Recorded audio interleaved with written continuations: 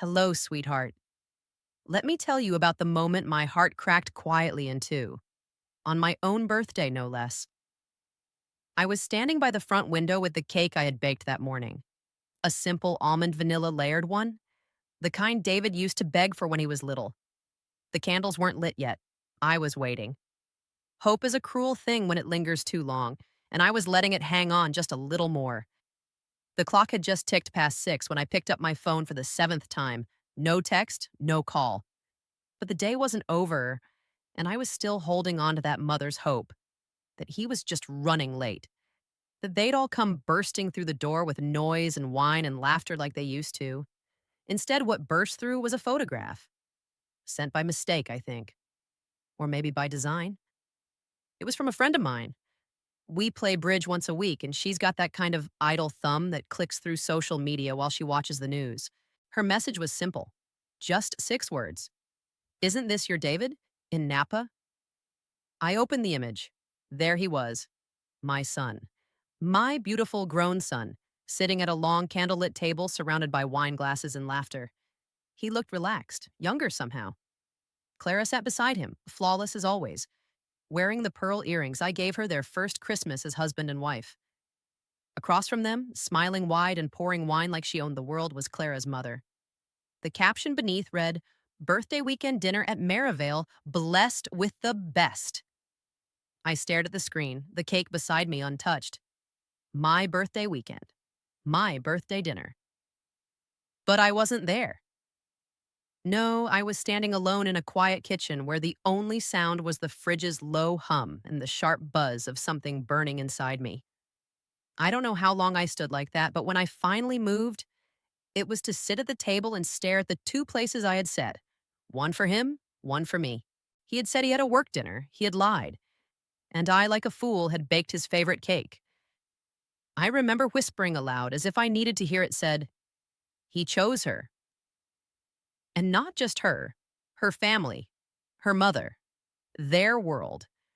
A world where I had become inconvenient, unfashionable, too loud in my silence, too present in my expectations. I didn't cry, not then. I didn't have the energy for heartbreak. I just sat there, staring at the flicker of a candle I lit anyway. Not for celebration, but for grief. Grief for the boy who used to make me handmade cards with crayon-scribbled hearts. Grief for the mother I used to be, the one who believed she could never be forgotten. And yet, there I was, forgotten, alone with a cake no one would eat. The doorbell rang once that night. Not David, not Clara. Just a delivery boy holding a wine box addressed to Rose, with a cheerful little note inside. From Clara's mom. Thanks for the help with the wedding budget all those years ago. You're the best. Happy B-Day. And that was the moment I knew this wasn't just a forgotten birthday. This was something else. This was erasure. And it was just beginning. It's Rose again, dear. And before I tell you what I did next, I need you to understand the history behind that dinner. That silence, that wine-soaked picture of a family that didn't include me. Because this didn't start with the birthday. That moment was just the final snap in a rope that had been fraying for years. David was always my quiet one. Sensitive. Thoughtful. When he was small, he used to slip little notes under my door. Just scribbles on construction paper. Love you, Mama. Don't be sad. He hated it when I cried, even when he was too little to understand why I did. I remember once he brought me a fistful of wildflowers from the neighbor's yard after I'd fallen apart in the kitchen the day his father left for good. I'll protect you now, he'd said. And I believed him. That childlike vow stayed tucked deep in my heart, even after he grew up and started replacing hugs with handshakes. He met Clara in college. She was all ambition and lip gloss, the kind of girl who corrected waiters and wore white to other people's weddings. David adored her. I tried. Lord knows I tried. I smiled through her little slights, her condescension wrapped in compliments. You're so strong, Rose, she'd say with that tilt of the head. Raising a boy alone, I can't imagine. I would have just given up. I laughed politely. I always did. The first real crack came after the wedding. I paid for most of it. Quietly. They wanted something big, something elevated, Clara said. Not rustic, she'd added, with a glance at my backyard garden. I wrote the checks. I stayed quiet. I never told David how much I drained from my own savings to give him that day. At the reception, they sat Clara's mother at the head table. Me, I was at table 4, near the speakers, next to the caterer's aunt. I didn't say anything. Not when they called her mom our rock, and me, the ever supportive Rose. Not when Clara posted photos later with the caption, "So blessed by our families, especially mom, my true hero." I stayed silent for David. Then came the birthdays and holidays, the traditions that slowly got rewritten. Thanksgiving at Clara's parents' place, even though it was my roast turkey David loved. Christmas in Aspen, just a quick getaway. I started receiving thank you texts instead of visits, photos instead of phone calls, and always, always, that quiet tug in my chest reminding me, you don't belong in that world anymore. But I kept giving. Money for their first condo, down payment for their second, emergency fund when Clara's business stumbled. New tires, home insurance, a dishwasher, a vacation. Each time I told myself, it's what mothers do. Each time I hoped, just once, he'd look at me and say, "Thank you, Mom, I see you." Instead, he started calling me Rose, more often than Mom. Do you know how that feels? To be demoted in your own child's life? Then came the moment, 2 years ago, the last time I was invited to dinner at their house. It was a Thursday, a quiet one, and I remember Clara looking uncomfortable when I walked in with a peach cobbler. She air-kissed my cheek and whispered, "It's a small thing tonight, Rose. Just clients and family." Just clients. And family. And apparently I was neither. I sat on their couch for 10 minutes before David came out from the kitchen and said, "It might be better if we reschedule." I left the cobbler on the counter, drove home in silence, and I told myself that maybe next time they'd remember. Maybe birthdays still mattered. Maybe mothers were still allowed a seat at the table, and then came this birthday, and that picture, that table, that empty chair where I should have been. Clara's mother, smiling wide like she owned the air he breathed. I looked at that photo until my eyes blurred. And something shifted. Not anger, not grief, clarity. That boy who once brought me wildflowers wouldn't have let this happen. So the question I started asking myself was simple. What did I teach him? That made him believe I'd always forgive this? It's strange, darling, how betrayal doesn't always come like a slap. Sometimes it's soft. A smile, a missed call, a picture with no room for you in the frame. I didn't sleep much that night. I sat in the kitchen where the cake sat untouched, the candles still waiting. I didn't light them. I didn't cry. I just stared at them, wondering how long I'd been waiting for people who had already walked past me. I replayed every moment I had excused. Every time I said, "They're just busy." Clara means well. David's just under pressure. But the truth was louder now than any excuse. They weren't too busy. They just didn't think I mattered. And somewhere along the way, I had agreed with them. But not anymore. That next morning, I opened my old cedar chest. The one with the records. Every check, every wire, every little rescue they'd needed over the past 15 years. I wasn't petty. I was meticulous. The total stunned me. $317,488.37. Not a typo, not an exaggeration. $317,037.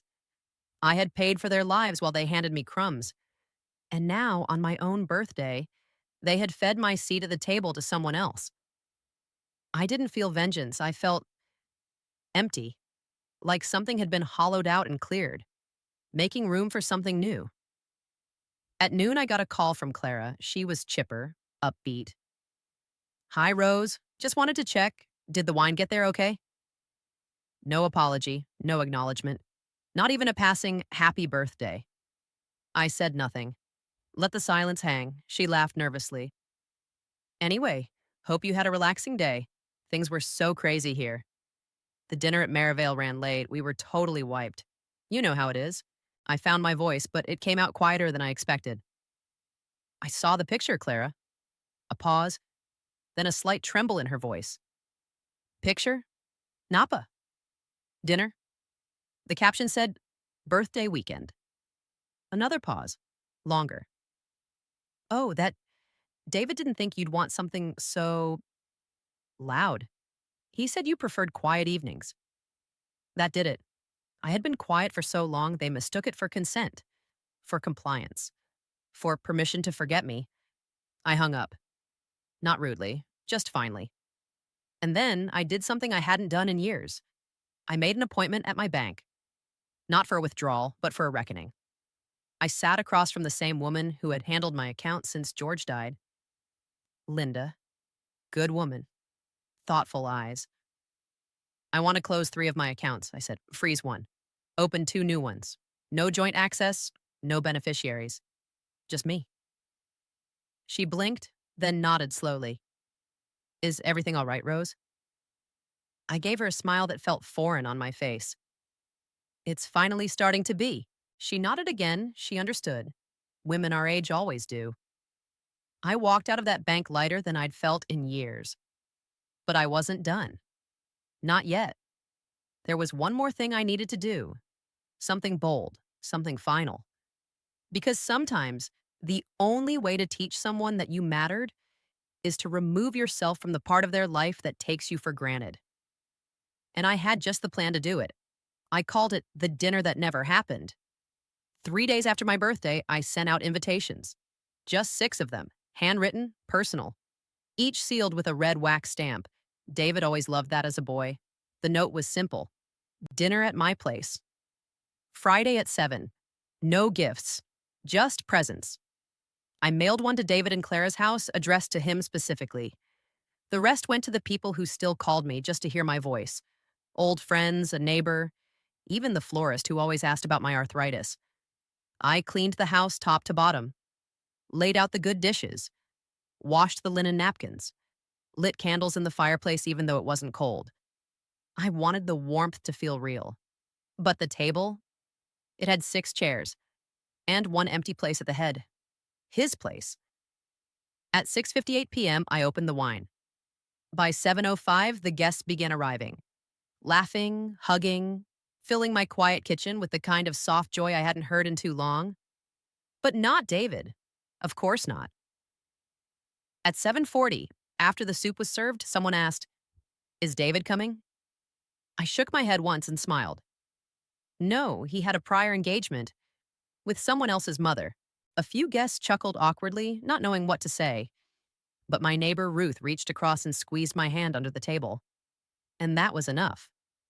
After everyone left, I sat by the sink, hands in dishwater, staring at the one clean place setting that hadn't been used. His. And then I picked up my phone. This time, I texted him. David, thank you for making my birthday unforgettable. I saw the photo. Your smile was beautiful. I also saw what it meant. Don't worry about explaining it. I understand now. You're free to live your life as you choose, and so am I. No anger, no guilt, just truth.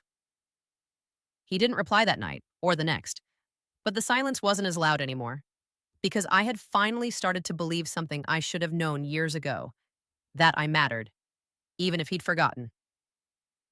3 days later, Clara texted me. Hey, Rose, David's been quiet. Did you send him some kind of weird message? He's been distant. Hope everything's okay. I didn't reply, but I did forward the message to Linda at the bank, and I added one last instruction to the new trust I was setting up. No disbursements to David or his household until further notice. I am still alive, and I'd like to stay that way. The next day, my phone rang. It was David, his name flashing on the screen like an old wound. I stared at it until it stopped. Then I called my lawyer. Let's update my will, I said. And while we're at it, let's talk about defining respect as a clause. Because, darling, some lessons need to be written in ink. When I finally answered his call, 2 days after I'd let it ring, I did it with a heart no longer hungry for apologies. Just clarity. Hi, Mom, David said, his voice lower than usual. Do you have a minute? I have 5, I said, not cold, just clear. I had given him years. He could work with 5 minutes. He didn't speak right away, just breathed, like he was trying to remember how to talk to someone whose forgiveness wasn't guaranteed. I saw the message, he said finally. And the cake in the photo. Clara's mom posted it without telling me. I didn't even know she tagged the location. Interesting, I said. She wanted to celebrate early, he continued. Said we could do something for you on Saturday instead, but then work got in the way. There it was. The second betrayal, the justifications. The way people soften the edge of cruelty with good intentions. David, I said gently, do you remember your 6th birthday? A pause. Yeah, the dinosaur one? That's the one. You had a fever. You couldn't blow out the candles. But I sat next to you on the couch and we sang happy birthday anyway. I fed you soup and you cried because you thought the cake wouldn't be special without the song. He was quiet. And you said to me, through your tears, I never want to spend a birthday without you, Mama. He didn't speak. But this year, I said, you made a choice. Not just about where to dine, about who mattered. His voice cracked then. Just a little. I didn't mean for it to hurt you. But it did, I said. And you know what hurts more? That it didn't even register as a betrayal to you. That's how far I'd slipped from your life. I didn't even warrant a conversation, just a substitution. The silence on the other end was heavy. Clara said I was being emotional about it, he murmured. That you don't really care about birthdays. That I was overthinking. She's wrong, I said. I care very much. But not about the candles or the cake. I care about being seen. And I care that my son thought I wouldn't notice being replaced. I didn't replace you, he said quickly. Then why didn't you call? He didn't have an answer. And why? I added softly now. Has Clara's mother been given the role I once held, with no explanation, no conversation, no kindness? I heard him swallow. She's just always around, he said. She helps with the kids. She's convenient. I almost laughed, not bitterly, just sadly. You know what's convenient, David. A blender, not a mother. He let out a breath, ragged and real. I'm sorry. I closed my eyes. I believe you, I said. But I also believe this. You've been choosing comfort over truth for years, and I helped you do it. What do you mean? I made it easy. I let myself disappear because I thought that's what mothers do. We make room, we step aside. We don't ask to be remembered. He didn't interrupt. He knew I wasn't done. But I've changed, David. I've looked at the books. I've looked at the invitations I never got. And I've looked in the mirror. Another silence. I want a relationship with my son, I said. But I won't compete for it. I won't audition for a part I already earned.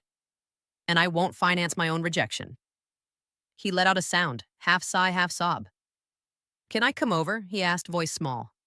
No, I said. Not yet. Then what should I do? I paused. Remember who I am, I whispered. And then decide if you want to know me again. Not just as a resource, but as a person. I do, he said. I really do. Then you'll figure it out, I replied. But not tonight. I hung up. And I didn't cry.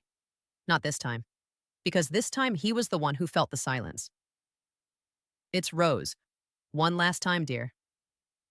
The call with David had ended days ago, but the weight of it lingered like fog. He hadn't called back. Not yet. But I could feel him circling the truth. Slower than I wished, but finally moving toward it. The truth, once whispered, has a way of settling into the walls. In the quiet that followed, I didn't wait. I didn't beg. I didn't send gentle reminders or warm invitations. I just lived. I pulled out my sewing again. I went to the library and borrowed a stack of novels instead of self-help books. I said yes to an invitation to a neighbor's bridge night where we drank boxed wine and laughed louder than we should have. And every morning, I lit one candle. Not for him. For me. Then, one Sunday afternoon, the doorbell rang. I almost didn't answer it, but when I did, he was there, on the porch, holding that almond vanilla cake I had made on my birthday. Not store-bought, homemade, a little lopsided, frosting too thin in the middle. But his hands were shaking. I watched a video, he said softly, eyes wet. of you holding me as a baby. You looked so young, so happy. I stepped back and let him in. He didn't ask for permission. We sat in the kitchen, the same chairs, the same table. Only now he saw it all differently. Not as scenery, but as history. I've been trying to write a letter, he said, eyes on the table. But everything sounded small. I didn't rush him. Let him speak. I let Clara turn you into a shadow, he whispered. I let comfort make me careless. And there it was, the sentence that I didn't know I'd been starving to hear. I reached across the table, covered his hand with mine. Thank you. He shook his head. It's not enough. It's a start, I said. And that's all I ever wanted. He stayed for dinner. Just the two of us. No speeches, no wine. Just soup and bread, and the cake he tried to replicate with clumsy love. I told him stories he'd forgotten. He told me things he'd never dared say. When he left, it wasn't dramatic. No promises, no grand declarations. Just a quiet, lingering hug at the door that felt like a new beginning. And I realized he hadn't just come home to me. He'd come home to himself. Later that night, I stood in front of the bathroom mirror brushing my hair. The woman staring back wasn't broken. She wasn't erased. She was older, yes, but there was light in her eyes again. The kind you earn. So here's what I know now, after all this. Love that demands silence isn't love. Kindness without respect is exploitation. And motherhood doesn't mean martyrdom. I had spent years making space for others and calling it love, but it wasn't love until I made space for myself. And if you, dear heart, are still waiting for your place at the table, stop waiting. Set your own. Cook your own favorite meal. Light your own candles. Let them come to you, and if they don't, you eat well anyway. Because your dignity isn't a gift they give you. It's a home you build brick by quiet, steady brick.